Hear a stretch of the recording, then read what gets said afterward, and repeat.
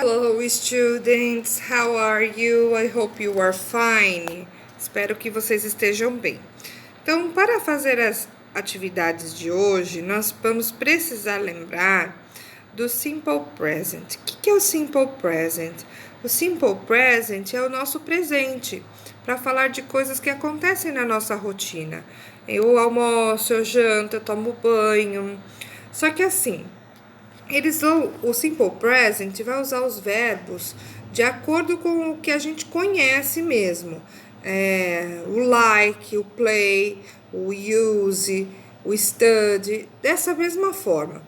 Só que quando entra o he, she, it, eles mudam um pouquinho. Nós temos que acrescentar no he, she, it o S. E para isso, existem algumas regrinhas além de acrescentar o S. Então, por exemplo, aqui, ó, afirmativa. Nós temos o you, I e you like. Se nós formos escrever he, she, it, esse like, ele tem que ser acrescentado de S, olha só. Vai ficar he, she, it likes. Então, só para o he, she, it é que nós vamos acrescentar esse S no verbo. Se for para you, we, you e they, o verbo fica like normal. Não precisa acrescentar S. Então, só para o he, she, it é que nós acrescentamos o S. No caso de frases negativas, nós temos duas formas de dizer não. O don't e o doesn't. O don't, ele vai ser usado para esses daqui, we, you e they, e para I e you. E o doesn't, na verdade, né, que é esse daqui, vai ser usado para o he, o she e o it. Como o doesn't já tem o S, então se eu quiser dizer o verbo que eu vou colocar aqui na frente, ele não vai precisar do S, como esse daqui da afirmativa.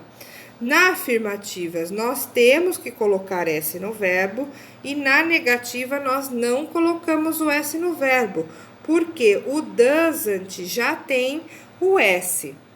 E para fazer a pergunta, nós temos o do e o does. Então, quando se tratar do sujeito I e you, nós vamos fazer a pergunta com o do. O we, you e they também, a pergunta vai ser com o do. O he, she, it, a pergunta vai ser com o does. Então, nessa parte aqui da interrogativa, nós temos o you. E you é esse daqui. A pergunta para you é o do. Olivia é she. Para she, a gente usa o does. Como o does já tem S nele, esse verbo que nós vamos colocar aqui depois de Olivia não precisa de S.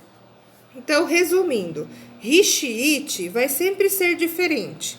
Se for afirmativa, eu tenho que acrescentar S nos verbos. Se for negativa, eu não uso nada no verbo. Se for pergunta, não uso nada no verbo. Só que na pergunta eu uso does, sempre antes, né, do sujeito. E na negativa, o doesn't.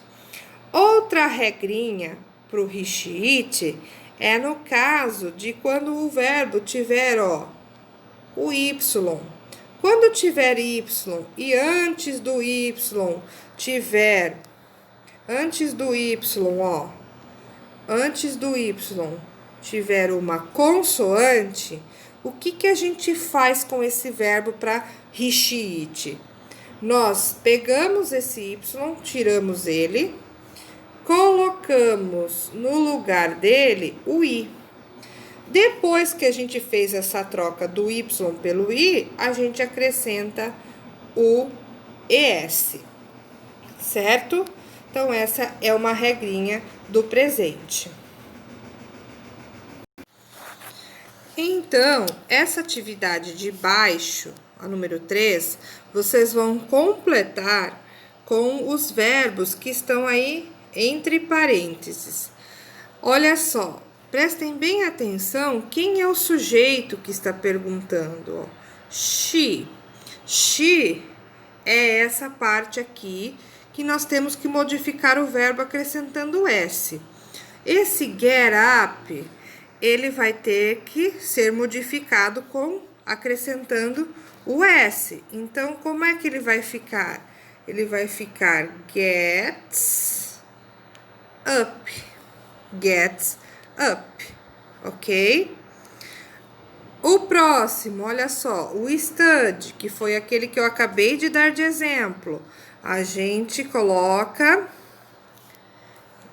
studies.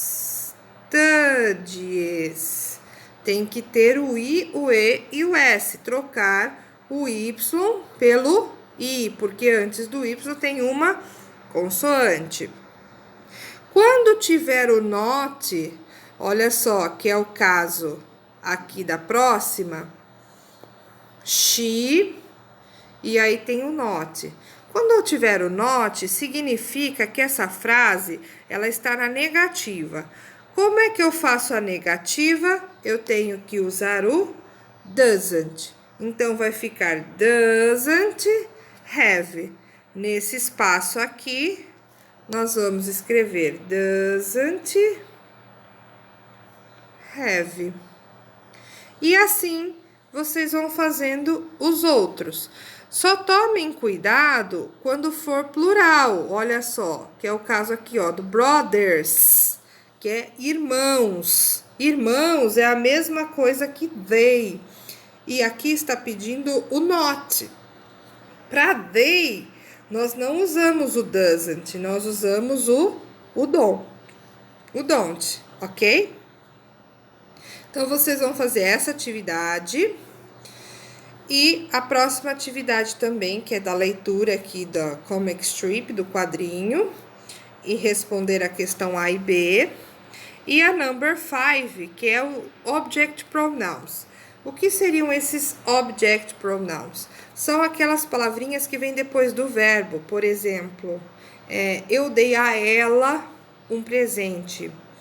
Ele deu-nos uma viagem de presente de casamento. Esse nos, esse me,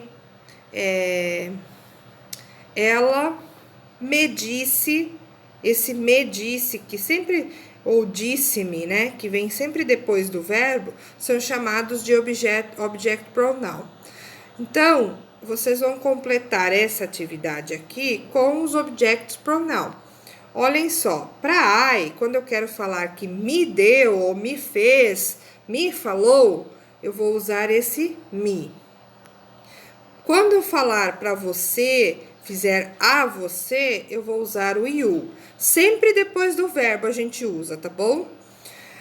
Quando a gente fala a ele, para ele, é him. Fecha a boca, ó. Him. She, que vai ficar para ela, né? Ou a ela, é her. It, quando se trata de animal ou coisas, que também se refere a ele, a ela, de animal ou coisas, fica it mesmo, não muda. O we, que somos nós, então fica para nós, é us. You, para você também é you, não muda. E para eles, a eles fica them. Então, eu vou fazer a primeira aqui, que tem a opção. Vocês têm duas opções aqui no final da frase, olha só. Him or her, ou he. A ele ou dele, né? Ou ele, que é o sujeito. Então, essa primeira coluna aqui é o sujeito, aquele que faz ação. Eu faço, ele faz, nós fazemos. E a fileirinha de baixo é para quem que você fez. Ou para quem você ofereceu algo, vamos dizer assim. Aqui, está fazendo, está cozinhando a janta. Então, eu tenho que pensar que eu preciso de um sujeito, eu preciso de uma pessoa para fazer essa janta. Então, eu não posso usar essa fileira aqui de baixo, porque essa fileira de baixo, ela está sofrendo a ação. Ela não faz nada. Então, qual é a resposta correta? Quem é que faz a ação aqui nesse caso? O him or he? Se a gente olhar aqui nessa tabelinha, nós vemos que o he é o sujeito que faz a ação. Então, na letra A seria he. Outra coisa que ajuda vocês a saberem é essa fileira, a primeira fileira, ela sempre vai vir antes de verbo. Olha só, tem o verbo cook, o espaço está antes. A segunda fileira, que é essa de baixo aqui, ela sempre vai vir, ó, depois do verbo. Olha o verbo aqui, verbo try, que é tentar, e o espaço para completar está depois do verbo. Então, isso significa que nós vamos ter que usar essa segunda fileira. Olha só, the spaghetti seems delicious. Let's try. O espaguete parece estar delicioso. Vamos experimentá-lo. E o he não pode ser, porque o he, ele faz a ação. E ele não está fazendo espaguete. Então, nós vamos experimentar o espaguete. Então, teria que ser it.